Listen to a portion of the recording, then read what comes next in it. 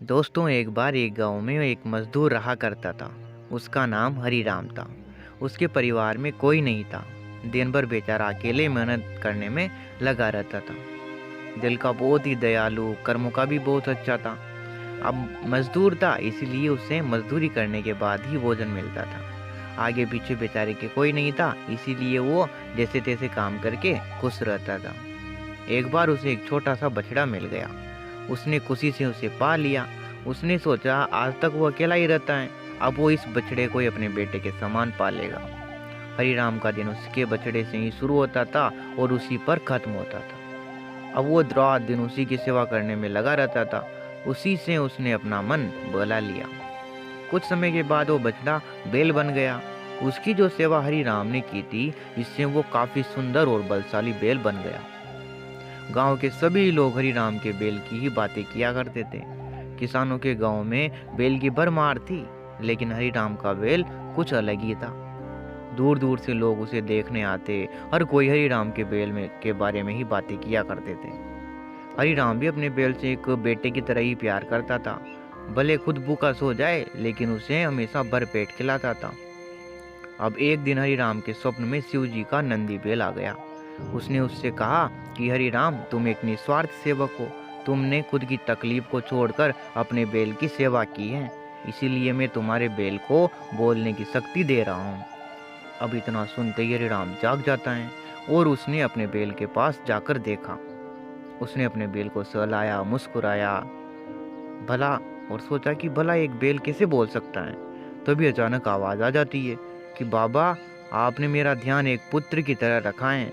मैं आपका आभारी हूँ और आपके लिए कुछ करना चाहता हूँ। यह सुनकर हरिराम घबरा जाता है और खुद को संभाल लेता है। तुरंत ही बैल को गले लगाता है। उसी समय से वो अपने बैल को नंदी कहकर पुकारने लगता है। अब दिन भर काम करके आता और फिर नंदी से बातें करता था। गरीबी की मार बहुत थी बेचारे को। नंदी को तो हरिनाम भर पेट खिला देता था, लेकिन खुद भूखा सो जाता था। ये बात नंदी को अच्छी नहीं लगती थी। उसने हरिराम से कहा कि वो नगर के सेठ के पास जाएं और शर्त रखें कि उसका बैल नंदी 100 गाड़ी खींच सकता है, और शर्त के रूप में सेठ से 1000 मुहरे ले लेना। हरिराम ने कहा कि नंदी, तू पागल हो गए हैं क्या? भला कोई बैल इतना भार कैसे वहन कर सकता है? मैं अपने जीवन से खुश हूँ, मुझे ये नहीं करना। लेकिन नंदी बार बार कहता है तो हरिराम को बात माननी ही पड़ती है। अब एक दिन डरते डरते बेचारा हरिराम सेठ दीनदयाल जी के घर पर जाकर पहुंच जाता है। दीनदयाल ने उससे आने का कारण पूछा तो हरिराम ने शर्त के बारे में सब कुछ बता दिया। सेठ भी जोर जोर से हंसने लगा। बोला कि हरिराम, बैल के साथ रहकर क्या तुम्हारी भी बुद्धि बैल की जैसी हो गई है? अगर शर्त हार गए तो 1000 मुहरे के लिए तुम्हें तुम्हारी झोपड़ी तक बेचनी पड़ेगी। यह सुनकर हरिराम और अधिक डर गया बेचारा, लेकिन मुंह से निकली बात पर मुकर भी नहीं सकता था। अब शर्त का दिन आ जाता है और सेठ दीनदयाल ने पूरे गांव में ढोल पिटवाकर इस प्रतियोगिता के बारे में गांव वालों को बता दिया और सभी को ये अद्भुत नज़ारा देखने के लिए बुलाया गया। सभी खबर सुनने के बाद हरिराम का मजाक उड़ाने लगे और कहने लगे कि यह शर्त तो हरिराम पक्का हारेगा। यह सब सुनकर हरिराम को और अधिक बेचारे को डर लगने लगा और उसने नंदी से घृणा होने लगी। वो कोसने लगा उसको, बार बार उसे दोष देता है और कहता है कि कहाँ मैंने इस बैल को पाल लिया, मेरी अच्छी भली कट रही थी, इसके कारण सर की छत से भी जाऊंगा और लोगों की थू थू और सहनी पड़ रही है। अब हरिराम को नंदी बिल्कुल भी रास नहीं आ रहा था। अब वो दिन आ गया जिस दिन प्रतियोगिता होनी थी। 100 माल से बड़ी गाड़ियों के आगे नंदी को जोता गया और गाड़ी पर खुद हरिराम को बैठाया गया।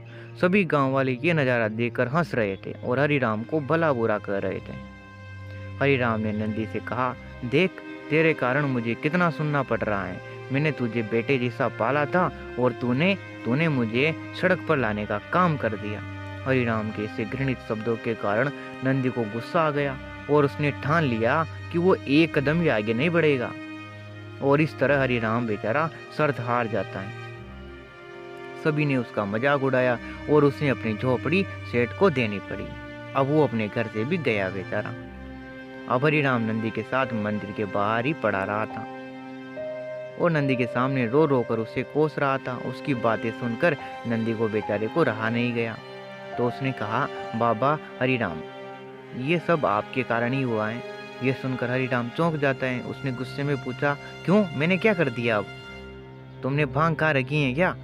तब नंदी ने कहा कि तुम्हारे प्रेम के बोल के कारण ही भगवान ने मुझे बोल की शक्ति दी थी, और मैंने तुम्हारे लिए ये सब कुछ करने की सोची थी, लेकिन तुम उल्टा मुझे ही कोसने लगे और मुझे ही भला बुरा कहने लगे। तब मैंने ठाना कि मैं तुम्हारे लिए कुछ नहीं करूँगा। लेकिन अब मैं तुमसे फिर कहता हूँ कि 100 गाड़ियाँ खींच सकता हूँ मैं। तुम बस जाओ और शर्त लगा लो वापस सेठ से, और इस बार अपनी झोपड़ी और 1000 मुहरों की शर्त लगाना। हरिराम क्या करता बेचारा, वापस चला जाता है। फिर से शर्त के अनुसार 100 गाड़ियाँ तैयार की जाती है और उस पर नंदी को जोता जाता है, और फिर से उस पर हरिराम को बैठाया जाता है। अब इस बार हरिराम बेल के प्रति अच्छा व्यवहार करता है, उसे प्यार से सहलाता है, उसे गाड़ियाँ खींचने के लिए कहता है। अब दोस्तों क्या होगा, इससे पहले आप वीडियो को अभी से लाइक कर दीजिए, चैनल पर नए हो तो सब्सक्राइब जरूर कर दीजिए। अब दोस्तों उस बेल को बांधा जाता है, नंदी को बांधा जाता है। अब इस बार नंदी ये कर दिखाता है जिसे सब देखकर स्तब्ध रह जाते हैं, खड़े के खड़े रह जाते हैं। उन्हें अपनी आंखों पर विश्वास नहीं होता, और हरिराम इस बार शर्त को जीत जाता है। सेठ दीनदयाल उसे उसकी झोपड़ी और 1000 मुहरें दे देते हैं। दोस्तों इस कहानी से क्या शिक्षा मिलती है?